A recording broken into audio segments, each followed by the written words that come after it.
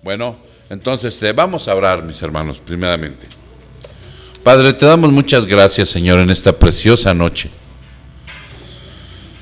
Tú eres nuestro Dios y nuestro Señor, y tú aquí eres, Padre mío, lo más importante para nosotros. No eres un invitado porque tú eres dueño de todo, y al ser dueño de todo, eres lo mejor que nos pudo haber sucedido en esta vida, Señor, y te damos gracias porque sabemos hoy de la doctrina de la elección. Y aquí estamos, mi Dios, rindiéndote honor y gloria, culto a tu grandeza, Padre. Y en honor a ti, Padre, nos hemos reunido porque tú así lo has permitido.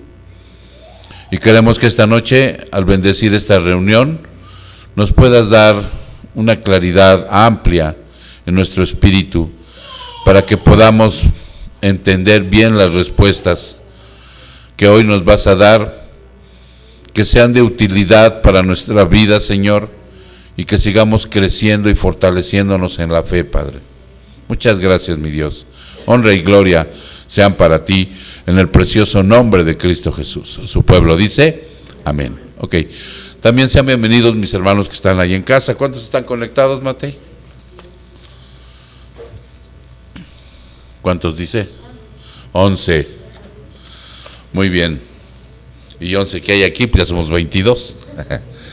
Ok. Bien, la primera pregunta, hermanos, dice aquí nuestra hermana, la hizo nuestra hermana Graciela, que acerca de las denominaciones, ¿sí? ¿Por qué existen las denominaciones? ¿En qué momento existieron? ¿Qué es una denominación? Y entonces, pues vamos a contestarla. Dice aquí, la pregunta dice, ¿por qué hay tantas denominaciones? Para responder esta pregunta, primeramente vamos a diferenciar algo, ¿no? Hay denominaciones que están dentro del cuerpo de Cristo, pero también hay sectas y hay falsas religiones cristianas, que les llaman religiones no cristianas. Obviamente ellos no lo ven así. Obviamente ellos no lo ven así, ¿verdad? Ellos creen que sí están en lo correcto, pero dice que aquí dice que los presbiterianos y luteranos son denominaciones cristianas, ¿ok? Un ejemplo, vamos a poner un ejemplo. ¿Alguien ha oído hablar de los presbiterianos? Sí, ¿no? En alguna ocasión por ahí. ¿Nosotros qué somos? ¿Qué denominación somos? Bautistas. Bueno, ellos son presbiterianos. Y están también los luteranos. Pero también existen los mormones y los testigos de Jehová. Estos son los ejemplos de las sectas. Son grupos que aseguran ser cristianos, pero niegan, fíjense lo que niegan, para que pongan atención, una o más de los puntos esenciales de la fe cristiana. Vamos a poner un ejemplo. Nosotros sabemos que una de las doctrinas esenciales que no tienen, que son primordiales, es la Trinidad. Si alguna secta religiosa que dice creer en Cristo ya no cree en la Trinidad, entonces quedan fuera. Por eso dice uno o dos puntos esenciales de la fe cristiana. La Trinidad es un punto esencial de nuestra fe. Ellos no creen en la Trinidad. También dice aquí, el Islam y el budismo son religiones enteramente separadas. ¿Ya se entendió? Ok, entonces vamos entendiendo, ¿no? El surgimiento de las denominaciones dentro de la fe cristiana tiene su origen en la Reforma Protestante. Ahí tienen su origen. El movimiento de la Reforma de la Iglesia, cuando se separaron de la Católica Romana durante el siglo XVI, dio surgimiento a 4 divisiones o tradiciones mayores que son los presbiterianos, los luteranos, la Reformada, la anabaptista, dice, es luterana, reformada, anabaptista y anglicana. Esos fueron los 4 grupos o divisiones que surgen del protestantismo. ¿De acuerdo? A través de los siglos, de estas 4 ramas surgieron otras denominaciones. La denominación luterana fue nombrada así por Martín Lutero, que ustedes saben que él fue el iniciador de la Reforma. ¿Alguien sabe qué era Martín Lutero en la Iglesia Católica? Era un monje. Y él observaba la Biblia, estudió la Biblia, Dios lo levantó. ¿Qué hizo Dios con Martín Lutero? Lo empezó a redarguir fuertemente el Espíritu Santo. Él empezó a darse cuenta de todas las equivocaciones, tradiciones, costumbres que la Iglesia Católica ya había metido dentro de la fe cristiana. Estaban empantanados ahí. Una de las que recuerden, hermanos, el cobro de indulgencias. Ahora, ¿qué es una indulgencia? Una indulgencia era un pago, por lo regular por medio de dinero, para que de esa manera pudiera seguir existiendo la Iglesia Católica, y la mentira que giraba alrededor de eso es que tú podías sacar un alma del purgatorio. El purgatorio, otra mentira. O sea, mentira tras mentira.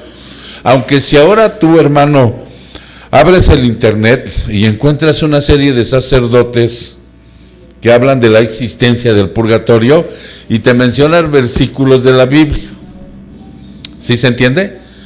Pero, ¿qué hemos aprendido cuando un falso maestro argumenta la existencia de algo, inclusive sosteniéndolo con la Biblia? ¿Qué hemos aprendido que hacen estos falsos maestros?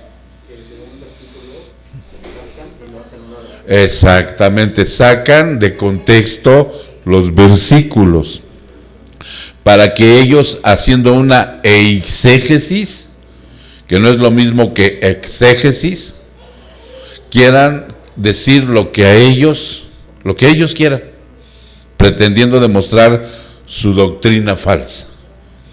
Así que no nos vayamos con la finta. Pastor, es que yo vi que un tal fulano apellidado Toro que dice que sí existe el purgatorio, y hay toda una doctrina, ¿no?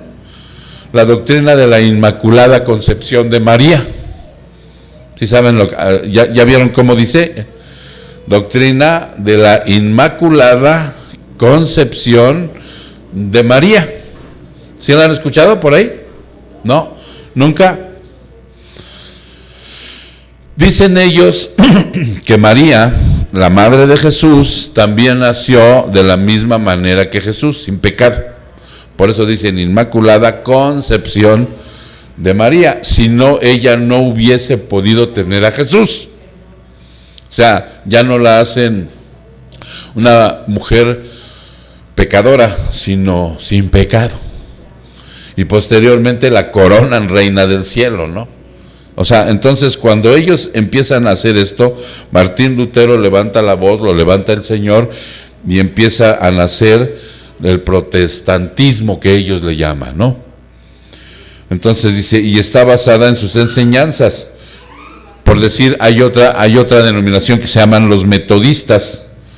Tomaron el nombre de su fundador, que es un hermano que se llama John Wesley, ya murió, quien era famoso por elaborar métodos para el crecimiento espiritual. Por eso lo llamaron metodista, ¿ok?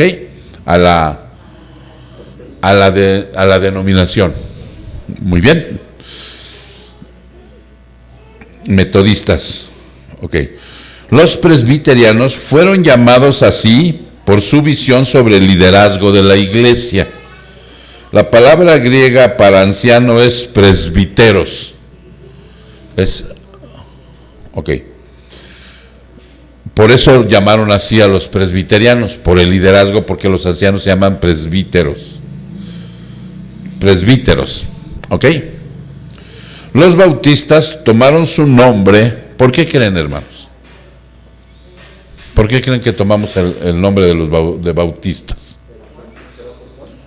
Por Juan. Ok, tiene referencia, Juan el Bautista. Porque nosotros siempre enfatizamos la importancia del bautismo. ¿Y cuál es la importancia del bautismo? A ver, son bautistas.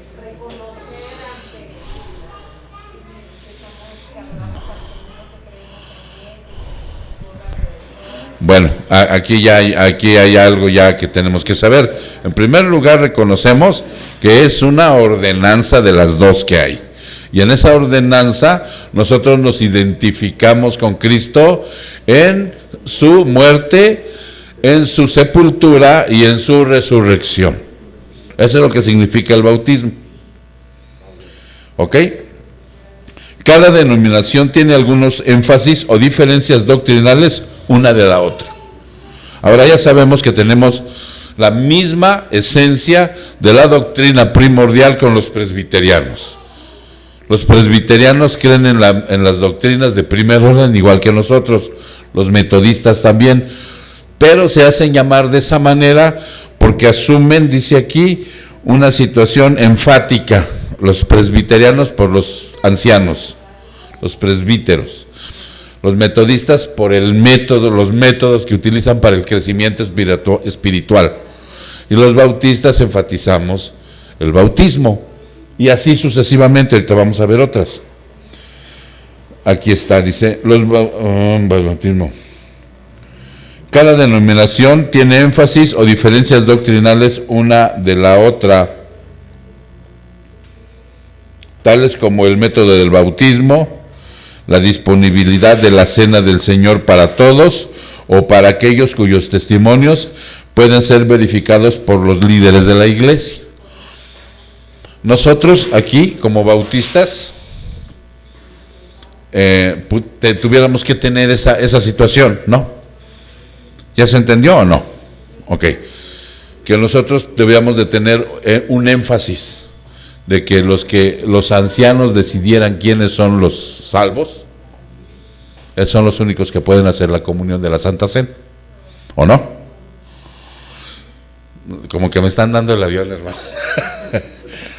Entiendan lo que se está diciendo aquí. Cada denominación tiene algunos énfasis o diferencias doctrinales una de la otra, tales como el método del bautismo. ¿Cuál es el método del bautismo de nosotros? Por inmersión. Los presbiterianos, algunos de ellos bautizan infantes, bautizan niños, pero no lo hacen para salvación como el catolicismo. ¿Ustedes saben por qué lo hacen los presbiterianos? Es una simple situación como una presentación. No es para salvación, ni los capacitan para la salvación, como dice la Iglesia Católica. Entonces, por eso no salen fuera, ¿no? Ya se metió Firulais. ¿Ok? La disponibilidad de la cena del Señor para todos, o solo para aquellos cuyos testimonios pueden ser verificados por los líderes de la iglesia. Entonces, aquí yo les decía, nosotros cuando hacemos la cena del Señor, incluimos a más algunos o a todos. A todos. Tenemos esa disponibilidad. Pero, a ver.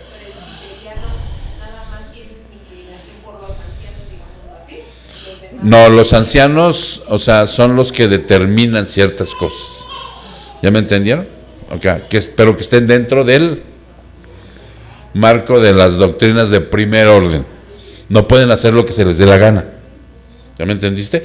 Pero ellos asumen la situación del bautismo como algo que pueden bautizar niños con la situación de como si fuera una presentación, no para salvación. ¿Ya se entendió? Y está bien, no hay problema. Si tú un día entras a una iglesia presbiteriana y ves que están bautizando a un infante, no te espantes y digas, ay mamá, no. Por eso es importante conocer esto. De igual manera entras a una iglesia bautista y ves que no tienen un domingo para realizar la Santa Cena. Como por decir, hay una iglesia bautista que ellos tienen un día especial entre semana para todos aquellos que han determinado por su testimonio que son salvos, ¿no? Aquel que ven así medio de dudosa procedencia como... No, aquí, no, ahora no vinieron. No le dan chance de participar hasta que no haya un testimonio, ¿no? Ándale, exactamente. Nosotros yo les he aquí aclarado que esta situación es un poco difícil de poderla aplicar, porque asumimos que nosotros no somos Dios ni sabemos quién sea salvo, ¿no? Puede ser que sea salvo, pero sea un cristiano inmaduro y le estamos negando la participación, por eso lo hacemos. ¿Sí se entiende? O sea, ok. La soberanía de Dios contra el libre albedrío en lo referente a la salvación. A ver si no me salté algo. La disponibilidad de la cena del Señor para todos aquellos cuyo testimonio puedan ser verificados por los líderes de la iglesia. La soberanía de Dios contra el libre albedrío en lo referente a la salvación. El futuro de Israel y la iglesia, el arrebatamiento pre-tribulacionista y el post-tribulacionista. La existencia de dones de milagros en la era moderna, y la lista puede seguir, ¿no? Nosotros, ¿en qué creemos con respecto a los milagros? Que siguen. No somos cesacionistas. Que siguen, pero con ciertos asegúnes, ¿ok? Y así sucesivamente. Eso es lo que nos separa de otras. No, aquí creemos en el arrebatamiento, pero hay otras iglesias que no lo son. Ahora, en una iglesia puede estar alguien que cree en el arrebatamiento y alguien que no cree en el arrebatamiento, y no debemos tener ningún problema, ¿sí? Muy bien. Entonces, hasta ahí vamos bien, ¿verdad? Y seguir. El punto de estas divisiones nunca es Jesucristo como Señor y Salvador. Seamos metodistas, presbiterianos, anglicanos, ¿qué otro dijimos? Luteranos, ¿qué más dijimos? Reformistas, bautistas. No debemos estar en desacuerdo con el punto primordial como el Señor Jesucristo como Señor y Salvador. Si te sales de ahí, ya no estás dentro. Sino más bien, honestas diferencias de opinión de gente piadosa, aunque imperfecta, ¿ok? Que busca honrar a Dios y retener la pureza doctrinal de acuerdo a las conciencias y a la comprensión de la palabra.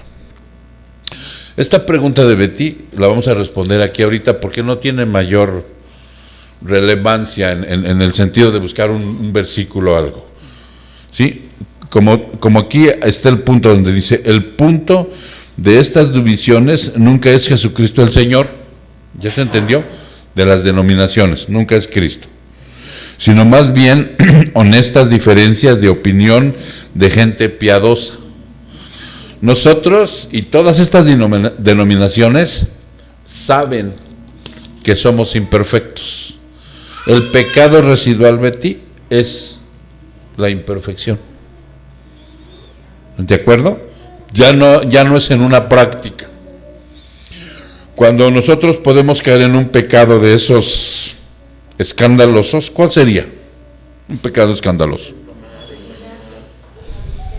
Adulterio, que de repente por ahí ahora el 24 te pusiste una guarapeta, ¿no? De aquellas y llegaste bien crudo a tu casa, o sea, entonces cuando se ven estas situaciones, o sea, se puede caer en el pecado, dice por ahí un viejo refrán, una oveja puede caer en el lodo, pero salir, pero un cerdito no, ese se revuelca, o sea, esa es la práctica, Betty, por decirlo. Sí, así exactamente, es su práctica, o sea, inclusive puede estar en una iglesia, puede estar en una iglesia. Y si está practicando un pecado, el cual ya a través de la palabra, a través de los estudios, a través de la administración ya se le dijo a la persona que ese es un pecado y que no tiene que ser practicado, pero que alguna vez puede caer en él, y lo ha entendido, entonces tiene al Espíritu Santo que lo está redarguyendo. Pero si no es así, entonces hay ciertas dudas y fuertes de que esa persona sea salva cuando sigue practicando un pecado y no le incomoda, está viviendo placenteramente en él, pero viene a la iglesia, ¿no? Se puede congregar, inclusive puede dar su diezmo y puede hacer lo que hace cualquier cristiano nacido de nuevo, pero si sigue practicando, o sea, entonces ahí puede haber de nuestra parte una sospecha de que no haya nacido de nuevo. Por eso siempre se les dice, examínate para ver si estás en la fe, para ver si estás cayendo otra vez en la práctica. Y el pecado residual es el que hacemos todos los días, Betty. Hoy tuvimos un mal pensamiento, hoy tuvimos a lo mejor una salida hiriente para alguien, ¿no? A lo mejor volteaste y viste mal algo, no sé, en la cual el Señor se encarga de irnos redarguyendo y al final del día pedimos perdón y seguimos adelante, ¿ok? Entonces dice aquí, en la actualidad las denominaciones son muchas y variadas. Las principales denominaciones originales arriba mencionadas, ¿cuáles fueron? ¿Quién se acuerda? Eran 4. Luterana, Reformada, Anabaptista y Presbiteriana. No. Anabaptista y Anglicana, la de la reina Isabel. Ok, esas son las 4 que nacieron primordialmente y de ahí se desprendieron las demás. Los bautistas, los presbiterianos, los metodistas, presbiterianos, los estos que bailan pentecostal, perdón, que danzan al Señor, para que no hiramos susceptibilidades, que danzan al Señor. Ok, entonces, de ahí dice, las principales denominaciones originales arriba mencionadas han producido numerosas ramas, y aquí vienen otras que hemos oído, las Asambleas de Dios, Alianza Cristiana y Misionera, los Nazarenos, evangélicos liberales, iglesias bíblicas independientes, y etcétera, etcétera, etcétera. Algunas denominaciones enfatizan ligeras diferencias doctrinales, pero con más frecuencia simplemente ofrecen estilos diferentes de adoración. Lo que decíamos acerca de las personas que le danzan al Señor, ¿no? Adecuados a los diferentes gustos y preferencias de los cristianos. Por eso en alguna ocasión pusimos aquí les enseñé en el Facebook una caricaturita en donde están todos los pingüinitos así muy serios y anda uno salte y le ponen cuando invitas a tu amigo pentecostal al culto, ¿no? Pero no nos equivoquemos, nosotros como creyentes debemos ser de una mente en cuanto a las bases de la fe. Pero más allá de eso, hay mucha libertad en diferentes sabores de la cristiandad. La iglesia presbiteriana en Uganda, fíjense, ¿sí saben dónde está Uganda? En África. Tiene un estilo de adoración muy diferente a la iglesia presbiteriana de Denver. ¿En dónde estaría la diferencia? ¿Quién me dice? Acuérdense que los africanos tienen una forma culturalmente ellos brincan, también saltan y hacen su cabecita así, ¿no? Entonces ahí radica, y los de Denver a lo mejor son muy seriecitos, ¿sí? Ok, pero su base doctrinal es la misma. Si tenemos por ahí amigos pentecostales y su base doctrinal es la misma, son hermanos. Puede que hayan, lo que nosotros condenamos en la imperfección que tenemos, es que muchas veces ellos han adoptado el meter cosas del mundo para reforzar su doctrina. ¿Sí? Pero acuérdense que hay un versículo por ahí que dice, Si las obras que hiciste no fueron conforme al fundamento que es Cristo, cuando pasen por el fuego van a ser quemadas, ¿no? Y la persona será salva, pero libre como si fuera atravesando una pared de fuego, ¿no? Como si lo fuera sacando el bombero así, ¡pum!, y atravesan la pared y se salvó. Entonces eso es importante. La diversidad es algo bueno, pero no la desunión. Por eso a veces hay pastores también con muy buena doctrina, escatológicamente bien cimentados, pero critican mucho las diferencias de lo que estamos viendo aquí, ¿no? Y hacen desunión. Por eso dice, la diversidad es algo bueno, pero la desunión no. Si dos iglesias difieren doctrinalmente, pueden convocarse a un debate y diálogo sobre la palabra. Fíjense bien, ¿eh? Nosotros podemos invitar a una iglesia pentecostal y podríamos empezar a hacer un debate. Esta acción de hierro con hierro se aguza, dice por ahí Proverbios 27:17. Es beneficiosa para todos.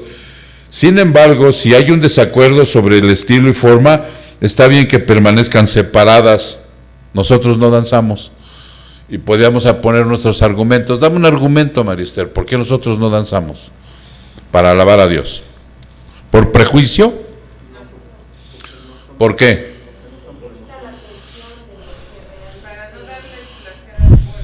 O una cosa sería para no caer en empezar a adorar con la carne, ¿no? Ser demasiado emocionales y perder el sentido. Si tú les preguntas, estamos en un debate con ellos y ellos dicen, no, es que esta es una situación en donde nosotros nos exaltamos y le adoramos a Dios. Son diferencias, ¿verdad? Son diferencias. Pero ¿cuál sería la base de permanecer unidos? De que ellos quiten de su mente, porque muchos de ellos tienen en su mente que nosotros no creemos ni en el Espíritu Santo, que no le damos la libertad porque no hacemos lo que ellos hacen, y eso es un error. ¿Ya se entendió? Y ellos pudieran estar de acuerdo en ese debate que, mira, aquí está el Espíritu Santo. Sí, pero no es verdad lo que ustedes creen de nosotros. Y podríamos aclararlo en eso, sí, pero tenemos que permanecer separados porque ellos danzan para adorarle a Dios y nosotros no. Aunque esta separación no exime la responsabilidad que tienen los cristianos de amarse unos a otros, tendríamos que seguirnos amando, hombre. Y finalmente permanecer unidos como uno en Cristo. ¿Ok? Y ahí termina la explicación. Ahora ya ustedes tienen un preámbulo. Lo que siempre les invito es que sigan investigando. Sigan investigando para que, si en la próxima reunión de preguntas y respuestas tienen algo más que agregar, con gusto, hermanos, lo comentamos, ¿no? Tú ya más o menos viste, ¿no, Betty? La respuesta de lo que es el pecado residual. Es el pecado de diario por la imperfección. El otro es el pecado practicado, que lo puede hacer inclusive hasta un salvo, Puede estar cayendo ahí, apaga la voz del Espíritu Santo, pero hay serias consecuencias con un salvo, porque Dios en un momento determinado o lo va a disciplinar de una manera fuerte o va a permitir que Satanás los zarandee. Por eso mejor por la derecha. Ok, ahora vamos a ver aquí otra pregunta con donde dice, es una de Pep, no, de Balanzar, perdón. ¿Por qué hay un Nuevo y Antiguo Testamento? Dice, ¿sí? ¿Y qué versículo habla de ello? ¿Alguien sabe algo de esto? ¿No? Miren, anótenle. Hebreos 9, todo el capítulo es el que habla acerca del Antiguo y el Nuevo Testamento. Y ustedes saben que hablar de Antiguo Testamento es el Viejo Pacto. Y hablar del Nuevo Testamento es el Nuevo Pacto. Esa es la diferencia. ¿Ok? y no podemos leer ahorita, no podemos chutarnos todos Hebreos 9, pero vamos a dar algunos pormenores. El nuevo pacto o Nuevo Testamento es la promesa que Dios le hace a la humanidad de perdonar el pecado y restablecer la comunión con aquellos cuyos corazones se vuelven al Señor Jesucristo. ¿Ok? Él es el mediador del nuevo pacto y su muerte en la cruz es la base de la promesa. Esto está, vamos a ver Lucas 22:20. Lucas 22:20.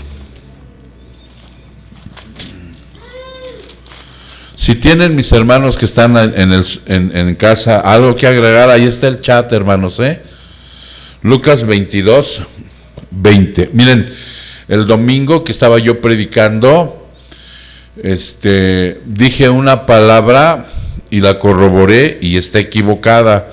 Y una persona que nos estaba viendo, que es no cristiana, fue el que me hizo ver el error. Yo dije que nosotros no deberíamos de ser dogmáticos, ¿no? Y está totalmente en desacuerdo con lo que es el significado de dogmático. Y él estaba pendiente. Lo que sucede con muchas personas que probablemente no tengan el Espíritu Santo, tienen un espíritu de crítica. Bueno, no me gusta decir espíritu de crítica, son criticones, ¿no? Sí, porque eso de espíritu de crítica y espíritu de esto y lo... O sea, son criticones y no tienen el deseo ni de aprender ni de saber. Son como gente cazafallas. Este es un hombre que no es cristiano, estaba oyendo el culto, me pescó en un error y inmediatamente lo puso por Facebook. Sí, fue por Facebook.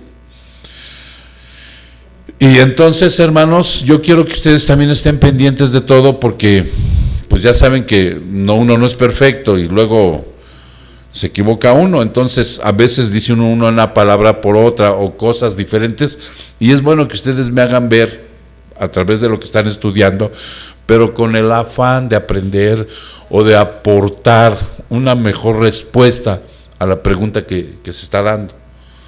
De ninguna manera yo pretendo ser aquí el que más lo sabe todo, aunque tengo la responsabilidad de estudiarlo, hago lo mejor que puedo. Pero si hay algo que esté mejor, pues adelante, ¿no? O manifiesten si estoy cayendo en un error. Ok. Entonces decíamos, Lucas 22:20.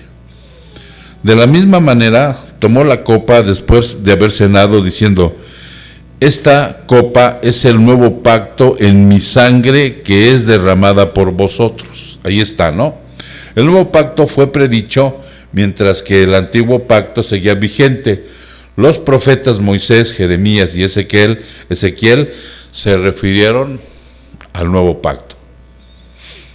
El antiguo pacto que Dios había establecido con su pueblo requirió una estricta obediencia a la ley mosaica, ya que la paga del pecado es la muerte. ¿Alguien sabe en dónde está? Está en Romanos 6:23. No lo busquen. La paga del pecado es la muerte. Pregunta: ¿qué muerte? Espiritual, física y eterna.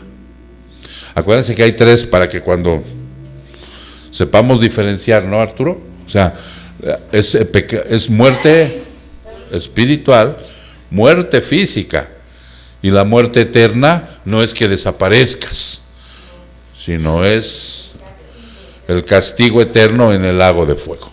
Ok, entonces por eso dice, el que hace esto, lo que dice Romanos 6:23, que esa paga del pecado es el pecado practicado, el pecado sin arrepentimiento, sin fe en Cristo. La ley exigía que Israel ofreciera sacrificios diarios para expiar el pecado. ¿Qué es la expiación? ¿Quién se acuerda? ¿Qué es la expiación? O sea, la palabra cuando nosotros somos, cuando dice el Señor, yo los hago salvos por la expiación, ¿a qué se refiere? No. A ver, mi querida teóloga. Si no, búsquenlo en sus teléfonos. No. Elena, tú estás oyendo también. ¿Qué es la expiación? Porque hay expiación y hay redención, ¿no? Y inclusive en el discipulado es la paga, exactamente. Es cuando el Señor dice que Él compró, ¿sí? Compró a precio de sangre nuestra libertad. Exactamente. Entonces, era lo que hacían los pecados, era la sombra de lo que había de venir, ¿no? La expiación de los animales que se sacrificaban era un animal, o sea, inocente, que pagaba por las culpas del pecado de Israel. Pero Moisés, quien fue la persona que Dios escogió para establecer el antiguo pacto, también anticipó el nuevo, o sea, habló de él. En uno de sus últimos discursos a la nación de Israel, Moisés anheló el momento en que Israel iba a recibir un corazón para entender. Esto está en Deuteronomio 29, en el versículo 4. Deuteronomio 29, 4, y cito: pero hasta el día de hoy el Señor nos ha dado un corazón para entender. Va de nuevo. Pero hasta el día de hoy el Señor no os ha dado corazón para entender, ni ojos para ver, ni oídos para oír. O sea, haciendo una antelación, lo que un día dijo el otro profeta, ¿no? Yo pondré en ustedes un corazón de carne. Moisés predijo que Israel fracasaría en guardar el antiguo pacto. Ahí mismo en el 29, ahora vámonos del 22 al 28. ¿Están ahí?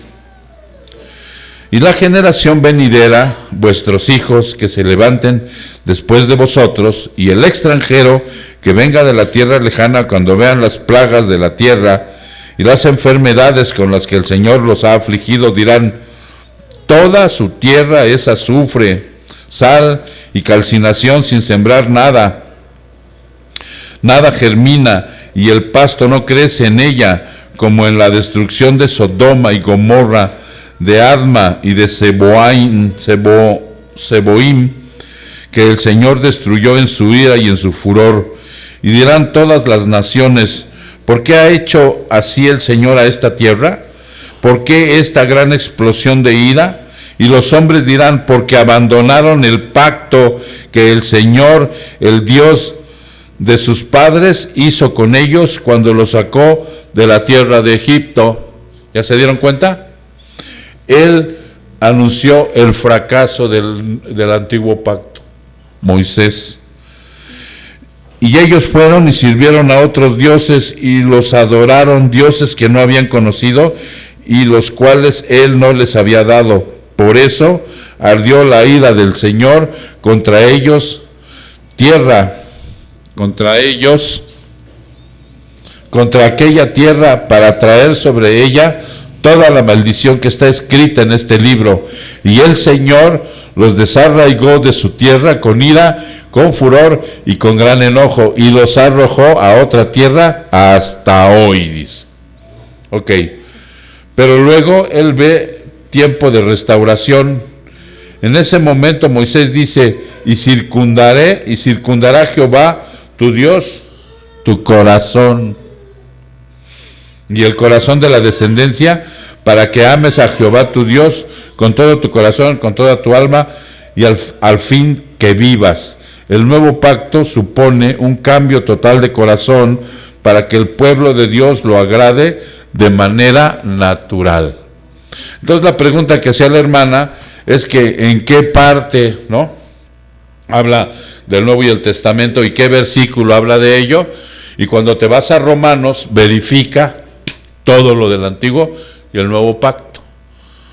Pero a grandes rasgos, esto es lo que lo que habla de que hubo un antiguo pacto y un nuevo.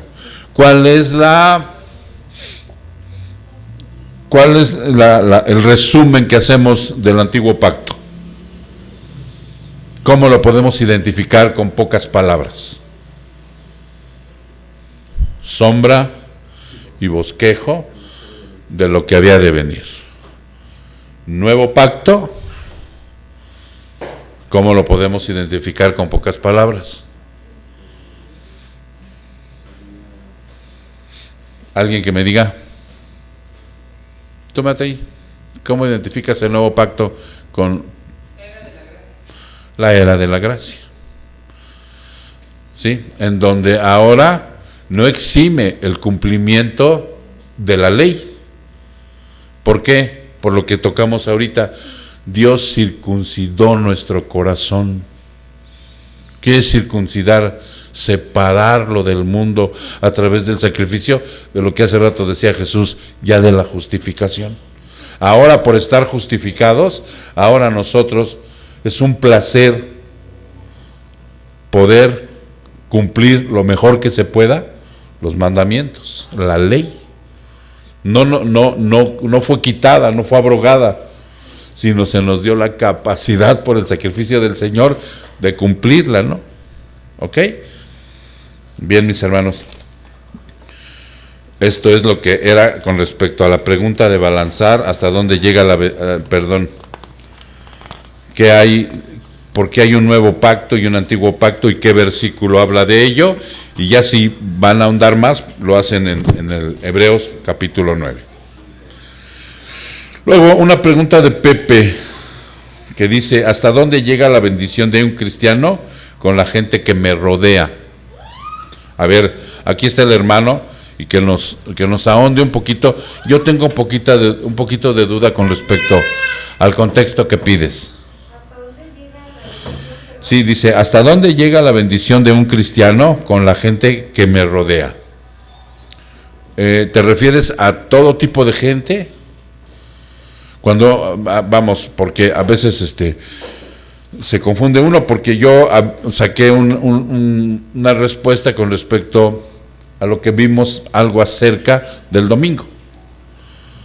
Si yo ya soy un cristiano, que he nacido de nuevo, y que estoy aprendiendo a parecerme a Cristo en todos los aspectos, que el Señor va a trabajar conmigo, ¿no? Hace rato Pepe leyó y dijo Filipenses, en donde dice la palabra que Él va a terminar la obra, ¿sí?, que ha empezado conmigo, no la va a dejar inconclusa. En el momento en que yo expire en esta tierra, Él terminó su obra conmigo, ¿sí? No me dejó a la mitad, hasta ahí era y hasta ahí terminó conmigo, y Él cumplió lo que prometió. ¿Qué prometió? Que yo iba a parecerme a su Hijo y iba a caminar como Él aquí en esta tierra. Ok. Esa es una bendición que vimos el domingo con respecto a que nosotros ya no esperamos tanto la bendición como lo hacían de una manera material los del Antiguo Testamento. ¿Estamos de acuerdo? Que ahora nuestra bendición espiritual es que recibimos, como dice Efesios, como decía Efesios, recibimos bendiciones espirituales de los cielos. Efesios 1:3, con toda bendición espiritual. Ok.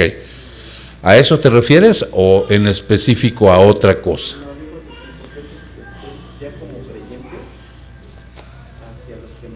Ok, perfecto. Entonces dice aquí, vamos entonces a entrar en contexto. En la Biblia hay varias palabras que generalmente se traducen como bendición o bendecir. La palabra hebrea que casi siempre se traduce en bendecir es barak, que puede significar alabar, felicitar o saludar. En Génesis 1:22 es la primera aparición cuando Dios bendijo a las criaturas del mar y a las aves, diciéndoles, fructificad y multiplicaos en la tierra. Dios está dando palabras de bendición. Ahora, ¿yo cómo puedo bendecir a otros? Porque también es muy dable que en alguna ocasión por ahí se soltó una ola de que ya no dijeras Dios te bendiga, ¿no? A veces que nosotros tenemos ese cliché o esa forma de hablar. Arturín, buenas noches, que Dios te bendiga, hermano. No, decían los pastores, no, ya no es así. Entonces, ¿cómo? Dios te bendice. Y además, yo también puedo decir, yo te bendigo. Y entonces surge una situación de duda, ¿no? ¿Hasta qué grado yo con mi palabra puedo bendecirte? ¿No? Nosotros sabemos que en la tradición del mundo, muchas veces salías de casa. ¿Tú alguna vez fuiste católica, Betty? No las persinaste, le dijiste, que Dios te bendiga, mijita. Y le dabas mamá, ¿me das tu bendición? Y ahí estaba, ¿no? Ponías así la cara y... ¿no? En realidad eso no, pero uno pensaba que realmente ibas protegida por la bendición de mamá, de papá o de quien fuera. No, la Biblia dice que nosotros, dice aquí, la palabra bendición significa alabar, felicitar o saludar, e incluso se utiliza a veces hasta para maldecir. Entonces en Génesis vemos esas primeras cosas del Señor. Dios dio la misma bendición a Adán y Eva, añadiendo que tenían que ejercer dominio sobre la creación. Cuando Dios llamó a Abraham para ir a la tierra prometida, también le dijo que lo iba a bendecir. Dios no es el único que pronuncia palabras de bendición, sino también en el Antiguo Testamento la gente bendecía a otra. Yo creo que de ahí viene la situación de que en las tradiciones empezaron a tomar esto. ¿Quién recuerda una bendición de un ser humano a otro? ¿Quién recuerda? ¿No? Los patriarcas. ¿No le robó la bendición al otro? ¿No le dijo, bendíceme? Y entonces ahora, cuando en una iglesia están llevando a cabo mal la situación de la bendición, está hablando el pastor y dice, yo digo que en este año 2021 vas a tener prosperidad. Pero antes de decir esto, ellos decían, ten cuidado, porque en el momento en que yo empiece a aventar bendiciones, si no estás abusado, tú, el que está a un lado, arrebátasela. Fíjense nomás. Y literalmente así estaba uno así medio dormido, el otro, y aquel aventaba la bendición de prosperidad y así le hacían así, mira. O sea, esto es una total equivocación, una total tontería, ¿no? Porque nosotros no tenemos esa capacidad. Dios va a bendecir a quien Él quiera, de la manera como quiera. ¿No dice la misma palabra que no es del que corre, sino del que Dios tiene misericordia? Entonces, pero en el Antiguo Testamento sí había esta situación. En el Antiguo Testamento eran a los primogénitos. Yo vi muchas veces parar a los primogénitos. ¿Quién es primogénito? Levantaban la mano. Pues vengan para acá, porque si no van a vender su primogenitura. Y los bendecían como primogénitos, como en el Antiguo Testamento. Entonces dice Pepe, ¿hasta qué grado uno puede bendecir a la persona? ¿Hasta qué grado? ¿Tú puedes bendecir a alguien, Jackie? ¿Sí? ¿Cómo?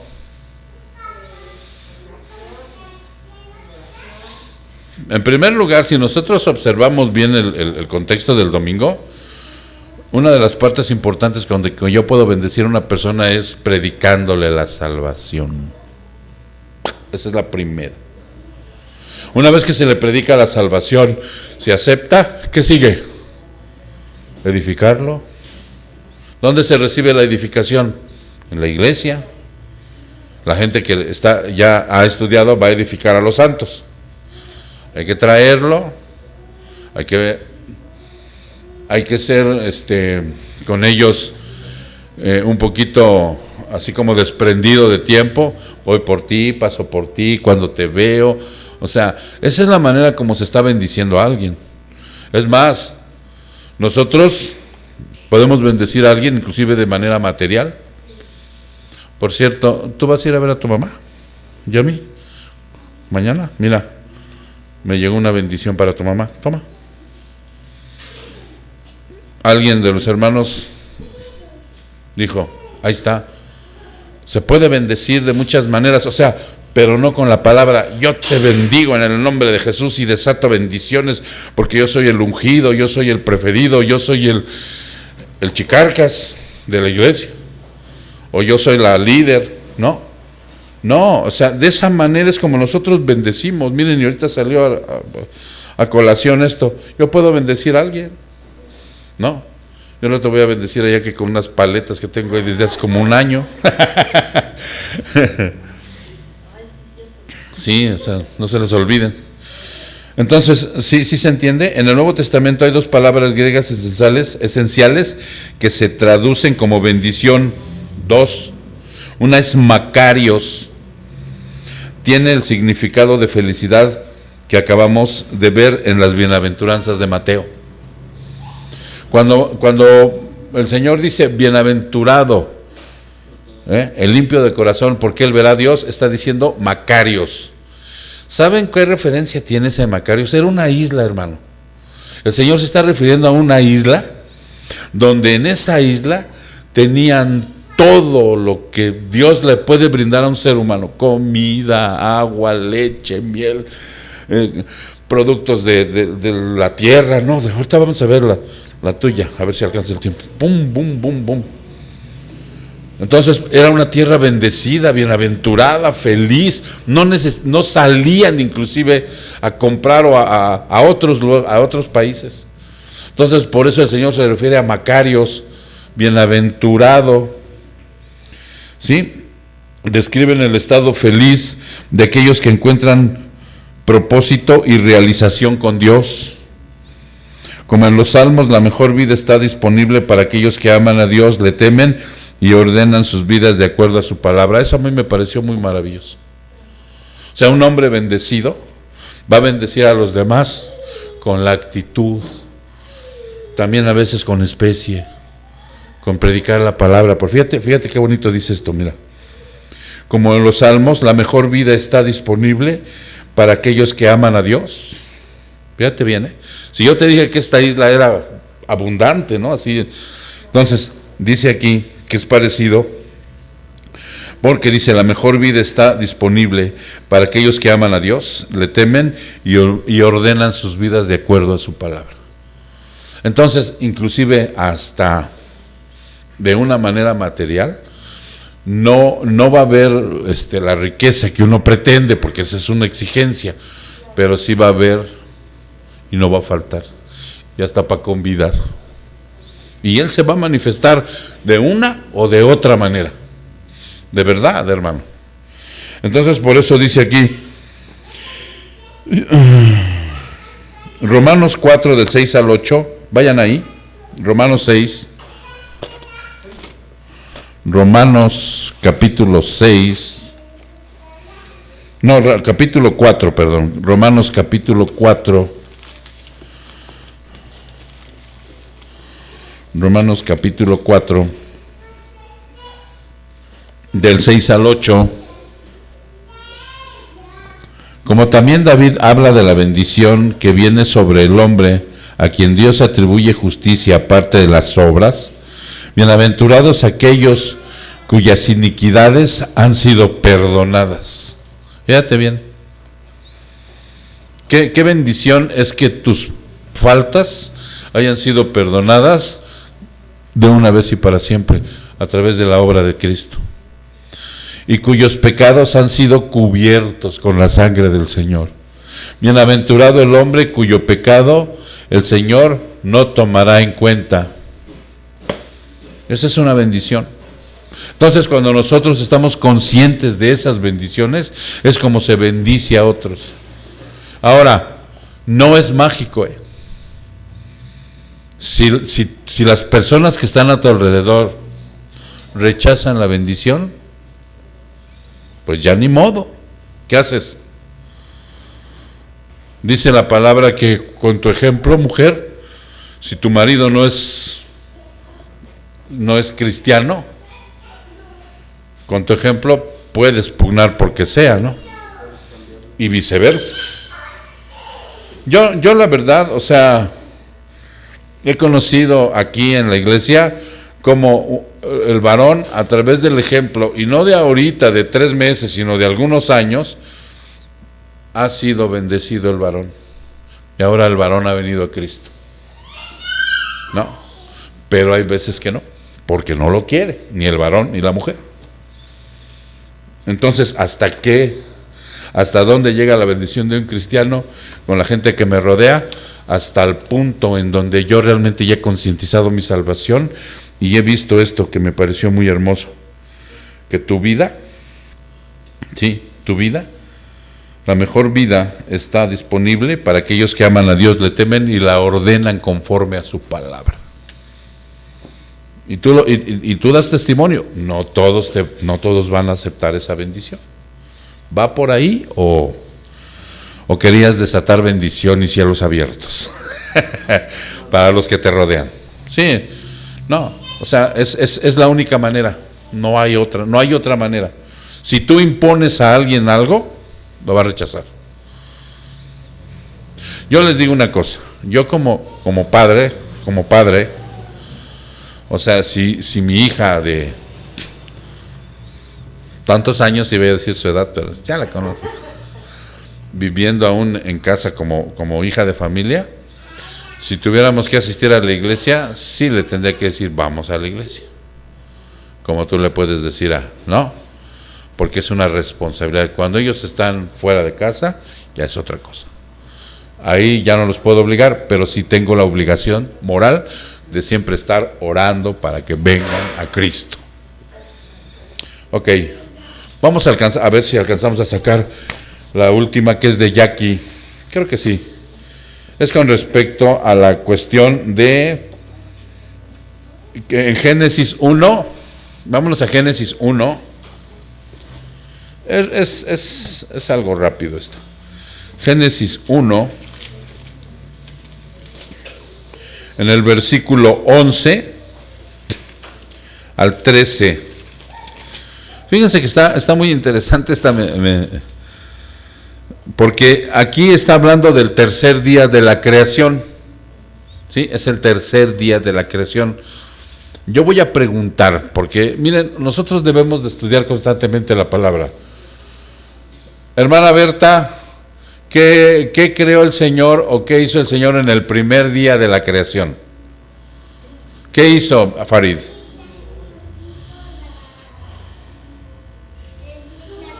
Perfecto, así de sencillo, ya nomás. El segundo día,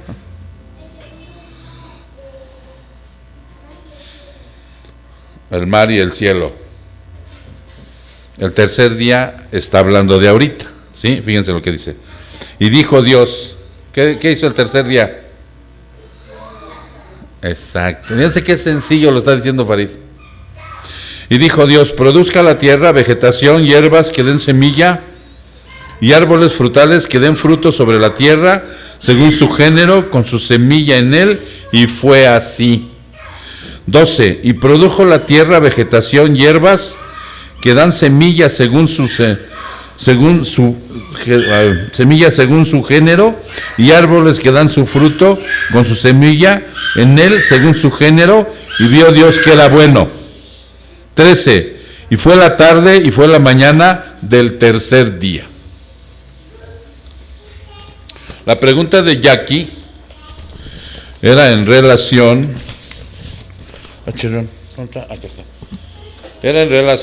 a que en Génesis 2, 5, vámonos a Génesis 2, 5, ahí está adelantito. Génesis 2, 5 dice, y aún no había ningún arbusto del campo en la tierra, ni aún había brotado ninguna planta del campo, porque el Señor Dios no había enviado lluvia sobre la tierra, ni había hombre para labrar la tierra. ¿Sí es verdad? Eso era lo que tú observaste, ¿no? ¿Quién la hizo? Pensé que... Marlene. Ok. Bueno. Y ella decía en esa pregunta que sentía que había una como confusión, si ya en el tercer día había brotado todo, y en el 5 dice, y aún no había ningún arbusto del campo en la tierra, y no había brotado ninguna planta del campo, porque el Señor Dios no había enviado lluvia sobre la tierra, ni había hombre para labrar la tierra. Sí, porque ella decía, ¿por qué había ahí? Ajá. Sí, o sea, ¿en dónde está la confusión ahí? ¿No? ¿En dónde está la confusión? ¿Había o no había? Si ya en el tercer día, Dios dice aquí, la tierra, cuando Dios hace esto en el tercer día, hagan de cuenta que la tierra la amuebló. Es una casa vacía y desordenada. Y entonces Él empezó a poner toda la hierba y toda la planta. ¿Con qué propósito? ¿Con qué propósito? Y sostener al hombre y a los animales para que mientras estemos aquí en la tierra podamos sacar el alimento necesario. Por eso la tierra estaba vacía. Ahora con una sola palabra de Dios se ha llenado de riquezas. Inclusive ahí también podría haber existido la famosa duda de qué fue primero, si la planta o la semilla. ¿No? La planta. Ok. Se ha llenado de riquezas. Bajo su poder sigue produciendo hierbas y hortalizas y productos de temporada hasta el día de hoy. ¿Cierto? Día 3 fueron creadas. El día 3 fueron creadas. Mucho antes, bueno, 2 días antes o 3 días antes de que fueran creados los animales y los hombres. ¿Estamos de acuerdo? Pero en el versículo 2 está hablando de que hasta en ese dice, estos son los orígenes de los cielos y la tierra cuando fueron creados en el día que el Señor Dios hizo la tierra y los cielos. Y no había ningún arbusto del campo en la tierra, ni había brotado ninguna planta del campo, porque el Señor Dios no había enviado lluvia sobre la tierra, ni había hombre para labrar la tierra. Hay una palabrita por ahí, y chequenla en casa, que dice que Dios es omnímodo. ¿Sí? ¿Está bien, Berta? Omnímodo. Él, a través de ese atributo, es como el Todopoderoso. Él hizo brotar sin necesidad de lluvia, sin necesidad de nada, brotó. ¿Sí me explico? Y lo hizo. Ahora, después vino y creó a Adán y a Eva para que labraran esta tierra. Como no había lluvia, ¿cierto? No había lluvia. ¿Cómo sembraban? ¿Cómo brotaba? ¿Cómo se daba? No había lluvia, espérame. Dice el 6, vean lo que dice el 6. Pero se levantaba de la tierra un vapor que regaba toda la superficie. Ahora, si ustedes ven, dice el 7, entonces el Señor Dios formó al hombre del polvo de la tierra y sopló en su nariz aliento de vida y fue el hombre un ser viviente. Entonces, ¿qué relación nos da Génesis 2 del 4 al 7? Que está sistematizando los días de la creación. ¿Ya se entendió o no? Ya están creados los cielos y la tierra en Génesis 1, y aquí ya nomás está corroborando algunos datos. ¿Ya se entendió? No es que haya confusión, porque si nosotros observamos el día 6, cuando hizo al hombre, aquí está hablando otra vez de que el Señor Dios formó al hombre del polvo de la tierra y sopló en su nariz el aliento de vida y fue el hombre un ser viviente. Más adelante en el 18 habla de la formación de la mujer. ¿Ya se entendió? Ok. Pero si nosotros regresamos a Génesis 1,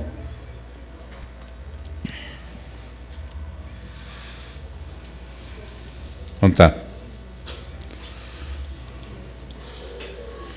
Donde dice, seres vivientes y Dios hizo las bestias. Aquí está, miren, dice el 24, vamos a ver desde el 24. Dice, entonces dijo Dios, produzca la tierra seres vivientes según su género, ganado, reptiles y bestias de toda la tierra según su género, y fue así. E hizo Dios las bestias de la tierra según su género, y el ganado según su género, y todo lo que se arrastra sobre la tierra según su género, y vio Dios que era bueno. 26.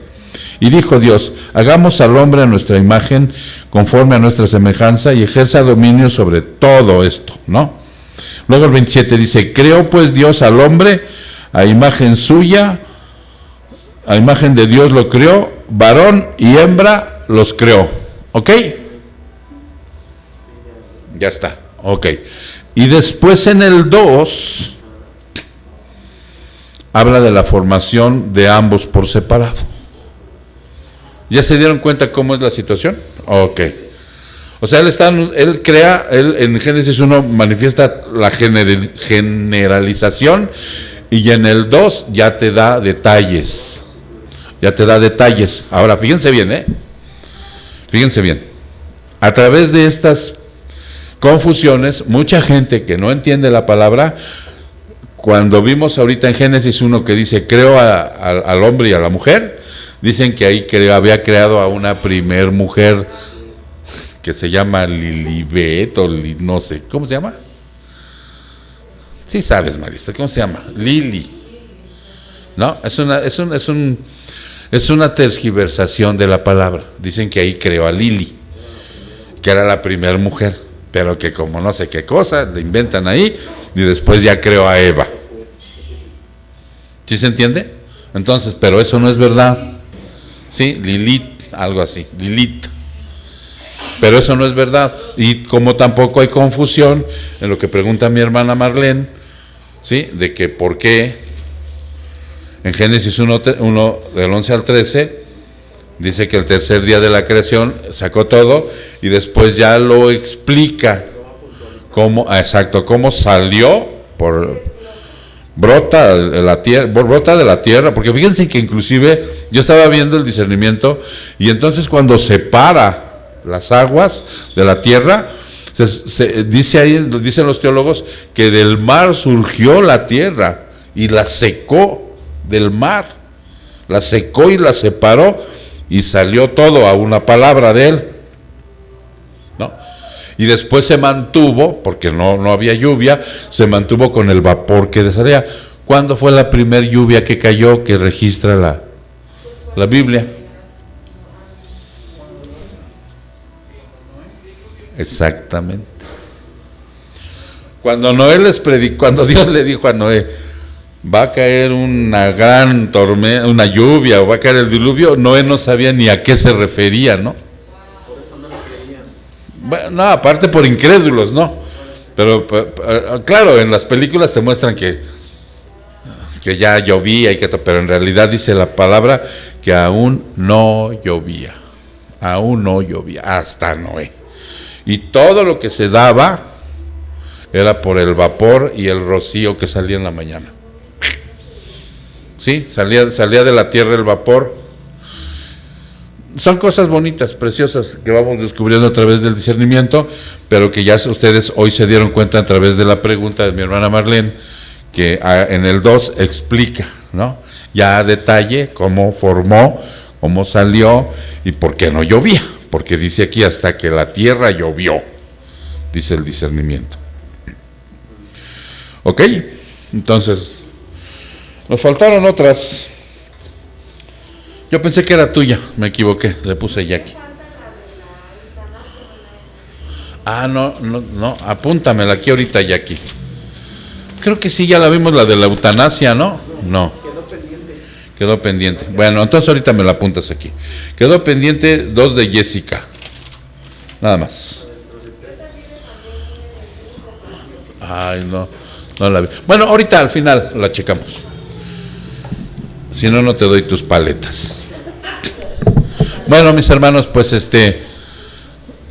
se nos acabó el tiempo y nos quedaron 4 preguntas, pero sigan mandando sus preguntas, mis hermanos, para sacar las respuestas con tiempo, ¿ok? Vamos a orar. Padre, muchas gracias, Señor.